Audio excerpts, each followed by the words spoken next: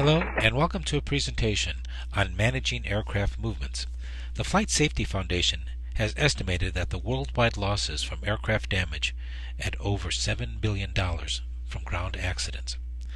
This software that we're going to be demonstrating is a web-based solution for networking computers throughout an entire facility. The software uses an environment called SVG that stands for Scalable Vector Graphics.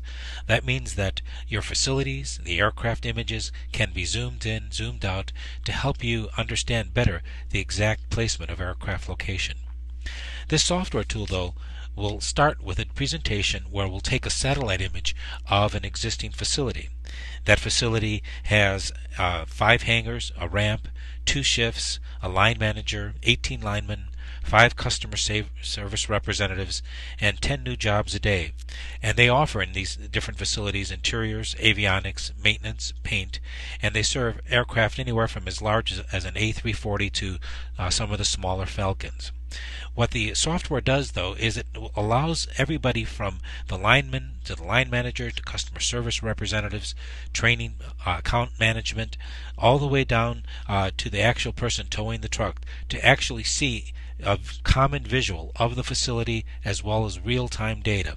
And this allows people to manage the aircraft movements and safely plan where the aircraft need to go.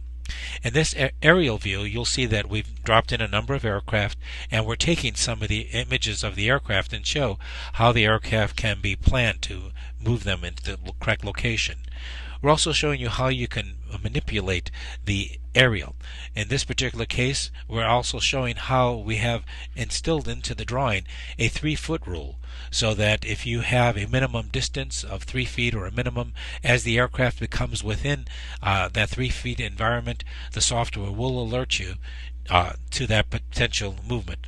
Of course, you probably will not have aircraft quite one on top of the other. In this particular case, you'll notice that we zoom in, zoom out. We can see just a portion of the facility, or we can view out and look at everything.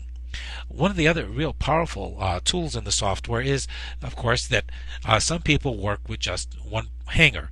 In this particular instance, the avionics department, they work with just one hangar, so that we can create a custom view for the avionics department to view just their portion of the facility. Zooming in, rotating the image, setting it to just the exact location of their ramp and in their hangar facilities. And notice the speed that we are creating these custom images, being able to assign them names, and then this allows anyone who's logging into the system to view just their part of the airport, just their part of the hangars. Now, what you're also going to see here is actually moving aircraft with real physics. So we can simulate the actual movement of towing, so that as that aircraft is towed, of course that's a much lighter aircraft, notice how it just skims along the ground here.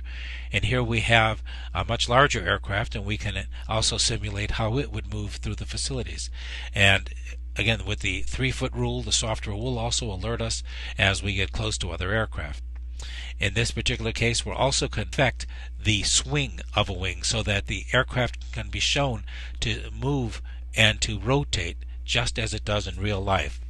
We do this to help prevent accidents. Next, we also want to show how we can pass information along to the second shift. In this particular case, we're just going to move a couple of aircraft and place instructions so that we can specify exactly what needs to occur. The parking of aircraft, though, is not strictly a matter of where it's going to fit.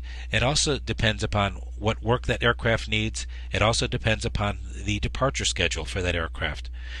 The scheduling part of our system, so that we can track when every single aircraft is going to be arriving, when it's departing, and what work it needs to be done.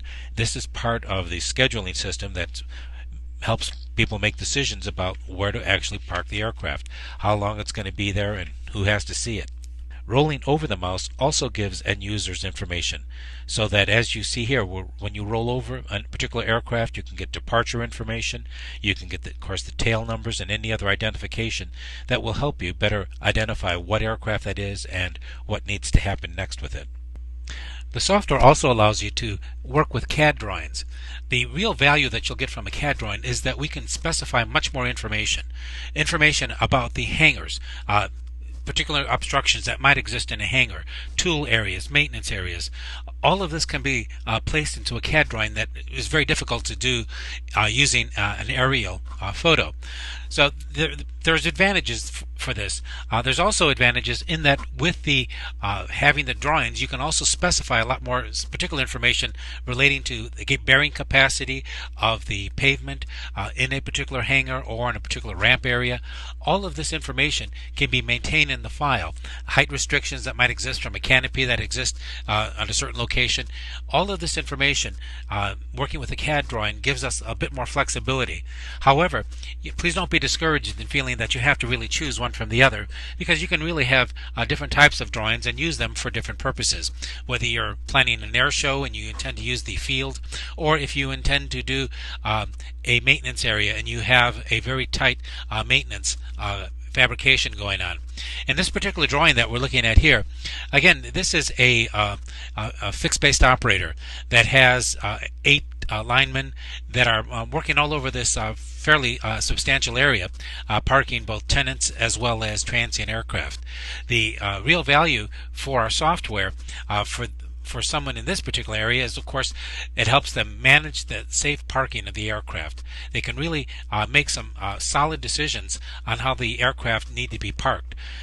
With building of custom information in the system, as you see here, we can set exact dimensions, we can set exact locations on the field, so that if you have, for instance, a particular area where you park your G4s, the software will allow you to then specify, as you see here, areas within a ramp that particular aircraft go to.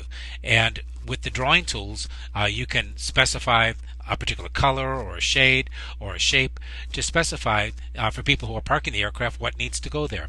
It becomes a way of making a visual tool for the parking and the safe management of the aircraft. What you see here is, again, we're just zooming in, zooming out, and allowing you as the end user to be able to then select the interaction that you want to have with the aircraft. What I'll do next is we can start dropping in some real aircraft, let you actually see, working in the CAD drawing, that you get the same kind of flexibility working with a photo. Here we're going to draw some hangars. We can set, again, a sub area within inside the hangars for maintenance. We can set in locations for doors. We can set in locations for areas that have real restrictions for height. You see here as examples of all the different types of aircraft that this FBO takes in. They can then specify where they want to park. Notice that we can have the software interact not only with other aircraft but with the hangar doors, and help you make the parking decisions, based on realistic movement of the aircraft.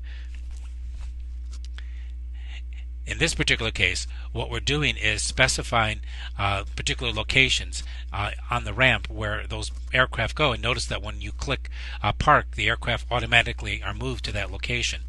This is a real powerful tool for people who are running multiple shifts.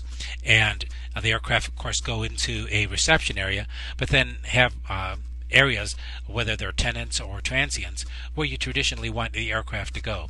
You can use the software to help actually manage your space.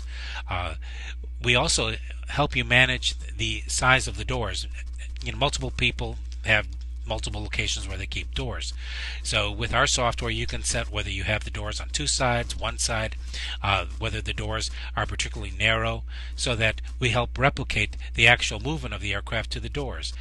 And you'll notice that when you see examples of the actual aircraft moving within the doors, we can specify where there might be an interaction with a door because of a height or a folding of the door that will interface and interfere with the safe movement of the aircraft. And the people who you can go to really help substantiate the importance of planning for safety are places like NADA, your insurance company, fuel companies, the Flight Safety Foundation. We'd like to thank you for taking these few minutes to learn about our software.